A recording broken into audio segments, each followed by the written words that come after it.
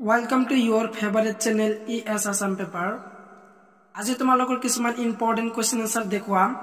BA second সেমিস্টাৰৰ subject এডুকেশনৰ chapter number 5 ৰ কিছুমান ইম্পৰ্টেন্ট কোৱেশ্চন আনসাৰ দেখুৱাম আৰু ইয়াৰ আগত তোমালোকৰ 1 চেপ্টাৰৰ কোৱেশ্চন আনসাৰ ডিসকাস কৰিছো এই ভিডিঅ'ৰ ডেসক্ৰিপচনত লিংক দিয়া আছে তো লিংকত যাই তোমালোকে 1 চেপ্টাৰ চাব পাৰা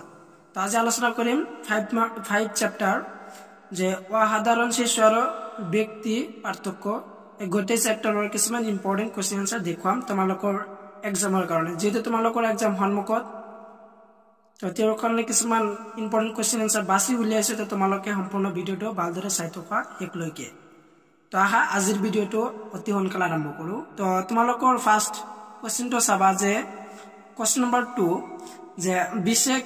প্ৰয়োজনযুক্ত শিশু বললে কি বোঝা এই কোশ্চেনটো তোমালোকৰ এক্সামৰ কাৰণে অত্যন্ত গুৰুত্বপূৰ্ণ হয় এইটো চাই যাবা তো ইয়াৰ আনসাৰটো হল বা উত্তৰটো বিশেষ প্ৰয়োজনযুক্ত শিশু সাধাৰণ শিশুতকৈ শাৰীৰিক মানসিক সামাজিক আবেগিক শৈক্ষিক শিক্ষণ সামৰ্থ্যৰ ক্ষেত্ৰত পৃথক এই পাৰ্থক্য যোগাত্মক বা ঋণাত্মক অৰ্থাৎ বাল বা বিয়া হ'ব পাৰে ইয়াৰ লগত চাবা তোমালোকে কোশ্চেন নম্বৰ 4 যে প্ৰতি বা সম্পূৰ্ণ শিশু কোনবোৰ তো ইয়াৰ উত্তৰটো হল যে জীৱৰ শিশুৰ বুদ্ধিৰ মান অথবা বুদ্ধাংক অতি উচ্চ আৰু জীৱৰ শিশু স্বাভাৱিক অথবা সাধাৰণ শিশুতকৈ অধিক শিক্ষণযোগ্য তেনে শিশু প্ৰতি বা সম্পূৰ্ণ শিশু বলে তো আৰু আছে তো তোমালোক শেষলৈ চাই থকা এই কোশ্চেন বিলাক এক্সামৰ কাৰণে অত্যন্ত গুৰুত্বপূৰ্ণ হয় ভালদৰে চাই থকা ভিডিঅ'টো আৰু তাৰ পিছত চাবলগীয়া কোশ্চেনটো হল যে কোশ্চেন নম্বৰ 4 যে তোমালোকৰ 2 মাৰ্কছৰ এই কোশ্চেনটো যে অক্ষমতাৰ সংজ্ঞা দিয়া এই কোশ্চেনটো চাবা 2 মাৰ্কৰ কাৰণে যে এৰ আনসাৰটো হল যে অক্ষমতা হৈছে এক মৌলিক অভাৱ যাক ব্যক্তিৰ দুৰ্বল হোৱাৰ ফলস্বৰূপে অনুভৱ কৰে ই ব্যক্তিক কোনো কাৰ্য সম্পাদন কৰোঁতে সীমাবদ্ধ কৰে উদাহৰণস্বৰূপে দৃষ্টিশক্তি বা শ্ৰৱণ শক্তিৰ দুৰ্বলতা এই কোশ্চেনটো তোমালোকে 2 মাৰ্কৰ কাৰণে চাই যাবা এক্সামৰ কাৰণে এই কোশ্চেনটো আৰু আছে তোমালোকে হেকলৈ চাই থকা এতিয়া আলোচনা কৰিম তোমালোকৰ দীঘলীয়া প্ৰশ্ন উত্তৰ তো তোমালোকে হেকলৈ চাই থকা ভিডিঅ'টো ভালদৰে তাৰ পিছৰ কোশ্চেনটো হল যে দীঘলীয়া কোশ্চেন যে কোশ্চেন নম্বৰ 1 তোমালোকৰ এই কোশ্চেনটো তোমালোকৰ 10 বা 5 মাৰ্কৰ আহিব পাৰে কোশ্চেনটো চাই যাবা যে অসাধাৰণ শিশু বুলি কোনবোৰ শিশুক কোৱা হয় আৰু আছে অসাধাৰণ শিশুৰ প্ৰকৃতি তথা বৈশিষ্ট্য কি এই কোশ্চেনটো চাবা এক্সামৰ কাৰণে তোমালোকৰ পেজ নম্বৰ 115 দিয়া আছে তো তাৰ পৰা চাব পাৰা আনসাৰ কিন্তু তোমালোকে ভালদৰে তাৰ পৰা চাই লবা যেহেতু এতিয়া আনসাৰটো তোমালোকে দেখাবলৈ সক্ষম নহলে কাৰণ ভিডিঅ'টো বেছি দীঘলীয়া হ'ব তাতে কাৰণে মই তোমালোকক কোশ্চেন বিলাক কৈ দি আছো কোশ্চেন বিলাক কেমেৰাত ভালদৰে দেখাই দি আছো আৰু তোমালোকে মডেলৰ পৰা আনসাৰটো ভালদৰে চাই লবা তো নেক্সট খিনি লৈ তোমালোকে চাই থকা